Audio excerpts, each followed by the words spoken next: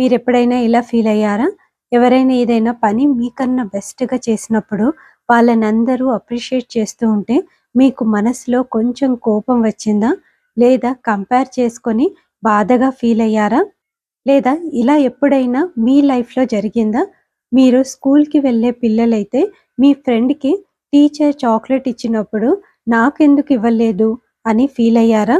ఒకవేళ మీరు జాబ్ చేస్తుంటే మీరు ఎంత కష్టపడి పని చేస్తున్నా మీ బాస్ పట్టించుకోకుండా మీ తోటి వాళ్ళకి ప్రమోషన్ ఇస్తున్నప్పుడు తనతో కంపేర్ చేసుకొని కోపం, బాధ, జెలసీ ఫీలింగ్‌తో ఏం చేయాలో అర్థం కాకుండా ఉండిపోయారా?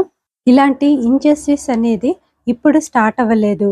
ఈ సృష్టి స్టార్టింగ్‌లోనే ఇది స్టార్ట్ అయింది. మన లైఫ్‌లో చాలా ప్రాబ్లమ్స్ ఔట్ సైడ్ నుండి రావు. అవి మన మైండ్, హార్ట్‌లో నుండే స్టార్ట్ అవుతాయి.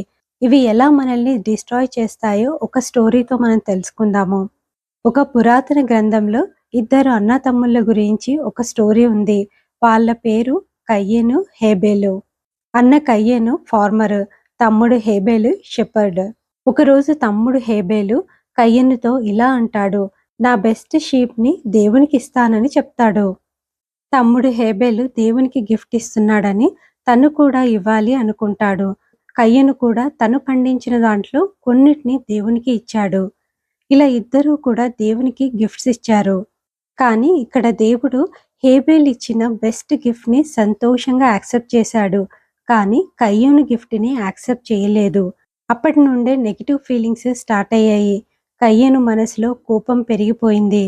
దేవుడు కయ్యనుతో జెంటల్‌గా ఇలా అన్నాడు, కయ్యను, కోపాన్ని కంట్రోల్ చేసుకో.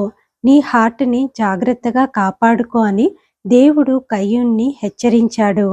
కానీ కయ్యూను వినలేదు. అలా వినకపోవడం అనేది ఒక ట్రాజెడీకి దారితీసింది. ఈ స్టోరీ మనకి ఏం నేర్పిస్తుంది? ఒకరితో ఎప్పుడూ మనల్ని మనం కంపేర్ చేసుకోకుండా ఉండాలి. మన బెస్ట్ ఇవ్వడం వరకే మన చేతుల్లో ఉంటుంది. కోపం అనేది స్మాల్ స్పార్క్ లాగా కనిపిస్తుంది.